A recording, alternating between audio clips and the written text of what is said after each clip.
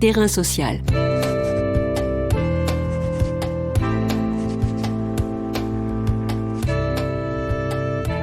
Hugues Chevarin.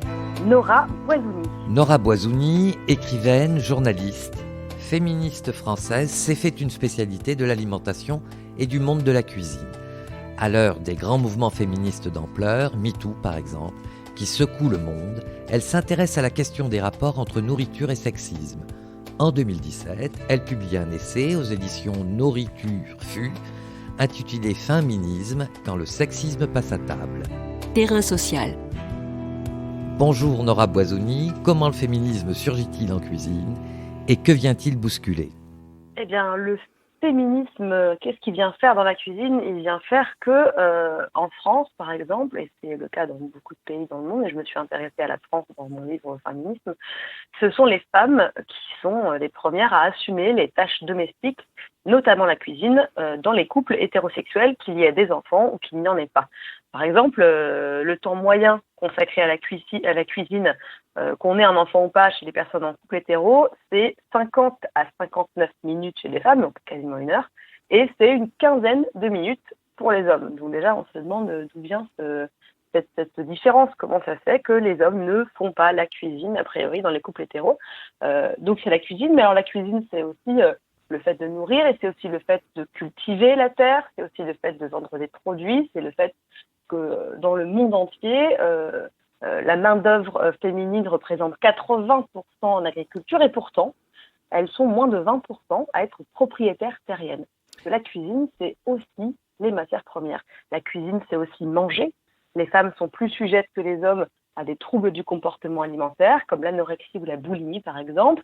La grossophobie touche beaucoup plus les femmes que les hommes, donc cette espèce de standards de beauté, de diktats, de corps mince, d'un corps très mince, touche beaucoup plus les femmes que les hommes. Donc la nourriture, dans son ensemble, est vraiment liée avec le sexe et le genre féminin. Et l'alimentation, dans mon livre, j'essaie de montrer comme elle a toujours permis d'asservir les femmes et d'être un instrument d'oppression. En quoi y a-t-il là un enjeu essentiel ? Il y a un enjeu essentiel d'égalité, déjà, puisque l'égalité, c'est pas seulement avoir le même nombre de femmes et d'hommes au gouvernement, par exemple. L'égalité, c'est pas avoir seulement le même salaire que les hommes à poste égal, expérience égale, etc. L'égalité, c'est disposer d'un temps libre autant que les hommes, ne pas avoir à assumer une charge mentale supérieure à celle des hommes. L'enjeu, c'est de ne pas estimer qu'il y a par exemple une cuisine qui serait plus féminine, qui serait de l'ordre, je sais pas, de l'inné, de l'ordre de la délicatesse, ou bien des plats familiaux, roboratifs, et qu'il y aurait une cuisine masculine par exemple qui serait plus technique, plus prestigieuse.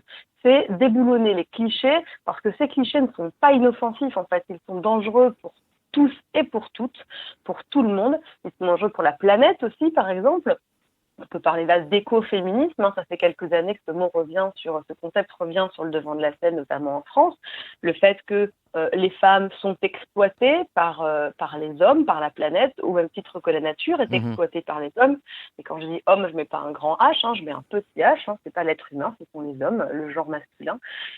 Ces stéréotypes nous mènent à de l'exploitation, à de l'asservissement, qui est quand même quelque chose qu'on essaie de combattre avec le féminisme. Quels combats sont amenés sur ce terrain et j'ajouterais être ou ne pas être en cuisine pour les femmes ? Tant que ça reste de l'ordre du plaisir et que ça n'est pas un carcan ou une tâche, moi j'ouvre mon livre avec une phrase d'une actrice qui répond à la question « Êtes-vous féministe ?» Elle répond je dirais que non, parce que moi j'adore faire à manger pour mon mari.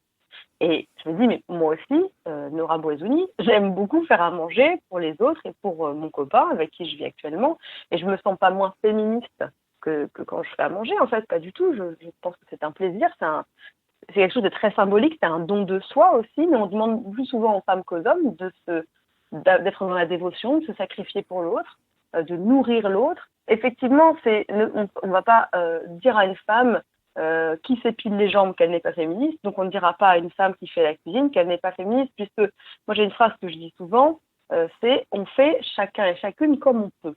Dans votre livre, vous avez cité Madeleine Albright qui dit qu'il y a peut-être un enfer pour les femmes qui n'aident pas les autres femmes. Il n'y a pas de solidarité entre les femmes ? Bien sûr que si, il y en a toujours eu.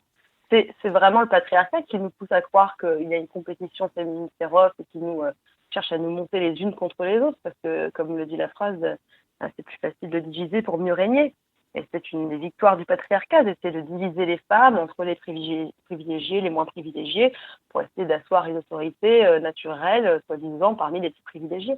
Donc évidemment, il y a une place, cette phrase, moi je l'aime bien, mais ça ne veut pas dire que parce qu'on est femme, on devrait être nécessairement solidaires les unes des autres, quelles que soient nos convictions politiques, par exemple, nos principes, etc. Mais au fond, il y a une solidarité qui se féminine, mais comment dire, c'est pas pour autant qu'on doit être toutes d'accord. Il y a ces problèmes-là actuellement, ça fait quelques années. On nous dit oui, mais les féministes, elles sont pas toutes d'accord entre elles, mais ça n'a jamais été le but du féminisme d'être d'accord. Et c'est de la politique, le féminisme, et on ne reproche pas à des élus du même parti de ne pas être d'accord entre eux. Je veux dire, c'est normal qu'il y ait des gens qui pensent X, d'autres qui pensent Y. Le but principal, c'est de libérer les femmes, de brûler le patriarcat, d'avoir une véritable égalité. Et l'égalité, c'est pas que dans les chiffres, mais ça commence aussi par là. Donc, ouais, moi je pense que les femmes misogynes, ça existe évidemment. Je trouve que c'est dommage. Revenons à la cuisine. Par quelle recette, au pluriel, peut-on dissoudre la domination masculine et culinaire ? Alors je pense que l'éducation est la base. Pour moi, il y a une clé en fait, qui est l'éducation. Quand vous voyez que des enfants en maternelle ont déjà des stéréotypes et des clichés vraiment chevillés au corps, ça vient peut-être de la famille, ça vient peut-être de la publicité, ça vient peut-être de la culture, les dessins animés, les représentations dans les livres pour enfants, ne montrer que des personnages forts quand ce sont des hommes et des personnages fragiles quand ce sont des petites filles ou des femmes, montrer que des personnages blancs, par exemple, pas des personnages qui ont la peau foncée, accoler des adjectifs différents selon qu'on est une fille ou un garçon, coller des bébés dans les bras d'une petite fille à la crèche et des voitures dans les bras du petit garçon, c'est ne pas donner le choix à des enfants, le problème. Et l'éducation est la clé. Et l'éducation, c'est à tous les âges de la vie. Ça doit commencer en maternelle et ça doit se poursuivre par des formations, par des groupes de parole en entreprise, etc. Je pense que c'est un travail continu, réellement, de s'éduquer. Si on ne commence pas l'éducation antisexiste, antiraciste, en tout cas l'éducation égalitaire, anti-homophobie, etc. à l'école, moi, je pense qu'on n'a aucune chance de déraciner ce patriarcat, de déraciner ce stéréotype de genre.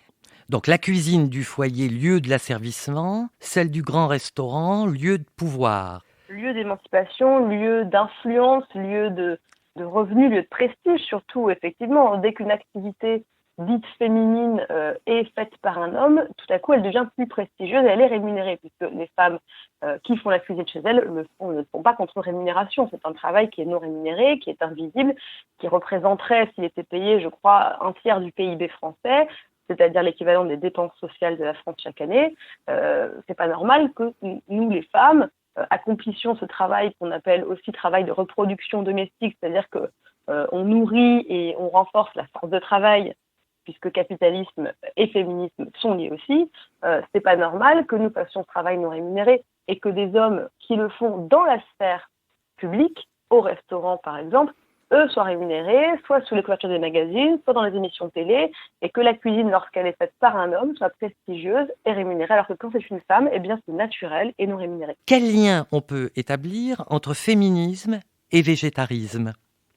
Alors là, c'est un lien qui m'a valu beaucoup d'yeux grands ouverts. Moi, j'ai découvert en écrivant mon livre le bouquin qui s'appelle La politique textuelle de la viande, écrite par Carol J. Adams, donc qui est américaine, et qui, elle, donc, établit un parallèle entre l'exploitation du corps des femmes cisgenres, et l'exploitation des animaux.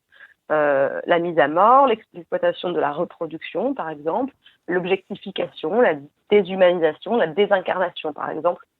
Lorsque vous achetez une escalope au supermarché, ça n'a plus rien d'animal. C'est sous vide, il n'y a pas de sang, il n'y a pas de traces de plumes, il n'y a pas de traces d'un animal mort. Et on demande aux femmes de suivre les dictates de la beauté, d'être toutes pareilles, d'être plastiques, de n'avoir aucun signe de vieillissement, de ne pas avoir de varices, de ne pas avoir de rides. Les femmes sont objectifiées, ça je pense que j'ai pas besoin d'expliquer, elles sont chosifiées comme par exemple on chosifie un animal chez le boucher, on le morcelle, on parle de poitrine, de jarret, de côte, etc. Chez les femmes, dans les films, on morcelle beaucoup, les femmes le regardent de la caméra, les captent des chevilles, captent des hanches, captent un cou, captent une bouche. Et il y a évidemment le trafic de femmes, il y a le trafic sexuel dont les femmes sont les principales victimes, il y a la prostitution, la pornographie qui objectifie les femmes, qui s'en sert comme vraiment d'un objet à pénétrer, à maltraiter, à torturer. Alors, entendons-nous bien, je ne dis pas que la pornographie et la prostitution sont forcées, je parle de certains cas. Mais nonobstant, les hommes ne sont pas les premiers acteurs à subir des humiliations sur les tournages pornographiques, par exemple, et les femmes sont les premières à se prostituer et les hommes non. Eh bien, il y a aussi le fait que les hommes ont l'impression de conquérir des corps avec les animaux morts qu'ils ingèrent et avec les femmes qu'ils soumettent via le patriarcat, via la domination masculine. Et on sait que les hommes se sont arrogés un pouvoir sur tout le reste, avec une hiérarchie qui mettrait tout en haut de la pyramide, disons, les hommes, puis les femmes, puis les animaux, puis les plantes. Les femmes ont longtemps été considérées non pas comme des hommes, juste titre avec les mêmes droits, etc., mais qui ont été considérées comme des mineurs, par exemple, donc vraiment d'un point de vue des enfants ou des esclaves. Eh bien, les animaux, c'est pareil, ils n'ont pas de droits, les animaux, on a bien le droit d'aller les prendre, les torturer, les manger. Eh bien, les femmes, il y a une société aujourd'hui patriarcale qui s'arroge le droit de posséder les femmes. Et est-ce que vous pensez que c'est dès la cuisine qu'il faut remettre en question ces hiérarchies? Je pense que c'est dans tous les schémas qu'il faut remettre en question nos a priori, puisqu'on en a à l'âge adulte encore, même si on se pense déconstruite ou déconstruit. Mais en cuisine, rien que le fait de, je ne sais pas, pour les parents par exemple, les couples qui auraient des enfants, qui auraient une fille et un garçon, je ne sais pas si c'est un couple hétérosexuel et que la maman cherche à intéresser forcément uniquement sa fille à la cuisine et pas son fils, peut-être qu'elle doit se poser des questions. Pourquoi est-ce qu'elle-même a décidé que son fils ne devrait pas être intéressé? On parle quand même d'un domaine très spécifique. On ne parle pas de jardinage ou de bricolage. Moi, on me dit, oui, mais moi, j'aime pas jardiner. Pourquoi je devrais aimer cuisiner? On n'emmerde pas les gens qui n'aiment pas bricoler, par exemple. Je dis, mais attends, la cuisine, c'est quand même un domaine particulier. Si tu manges pas, tu meurs. Si la personne qui fait la cuisine dans une famille ne fait plus la cuisine, on mange plus. Pourquoi il y a autant d'hommes qui sont incapables de se faire à manger, à part, je sais pas, des surgelés ou des pâtes, quoi. Je me dis, c'est fou de même pas savoir se nourrir. Et peut-être que c'est la faute de la famille aussi. Vous pensez qu'on est en bonne voie ou alors vraiment il reste encore beaucoup de choses à faire? Non, je pense qu'on est sur la bonne voie, mais je suis pas avec les gens qui crient victoire aujourd'hui, qui me disent... parce que quand on cherche à faire avancer les choses, elles avancent extrêmement lentement du point de vue des luttes féministes, comme des luttes antiracistes. Ça avance très lentement et moi on me dit mais tu trouves pas que ça va mieux? Et je leur dis heureusement d'une part que ça va mieux. Et on me dit mais la jeune génération elle est pas pareille. Et là je leur réponds, vous savez, quand je reçois des menaces de viol ou des menaces de mort sur Twitter, sur Facebook, etc., c'est pas nécessairement des gens de 74 ans qui m'en envoient, c'est beaucoup de très très jeunes. C'est des gamins de 13 ans, c'est des gamins de 15 ans. Vous n'êtes pas la seule à faire ce constat.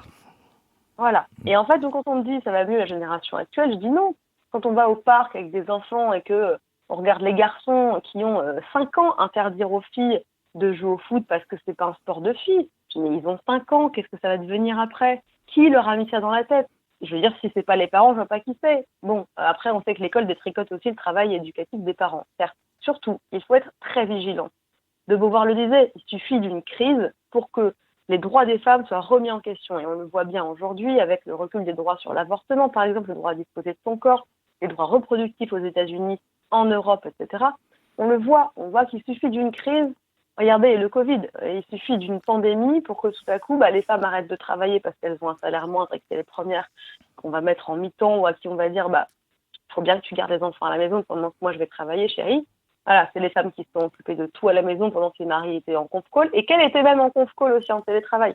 Donc, il faut être vigilante. On avance très très lentement. Moi, je me réjouis de chaque micro-avancée. Je trouve que ça ne va pas assez vite. Je trouve qu'on n'est pas assez radical parce qu'aujourd'hui, quand on dit les féministes sont trop... Alors déjà, les féministes, ça ne veut rien dire. Les féministes sont trop radicales, etc. Moi, je les invite à regarder ce que les suffragettes faisaient. Elles faisaient péter des bâtiments, les suffragettes. Voilà. Donc, si on estime qu'aujourd'hui on est radical parce qu'on colle des affiches sur des murs ou qu'on écrit des livres, je tiens juste à dire aux gens, renseignez-vous un petit peu et surtout, éduquez-vous. Merci Nora Boisoni. Je rappelle que vous avez publié Féminisme, quand le sexisme passe à table aux éditions Noriturfu en 2017. Terrain social.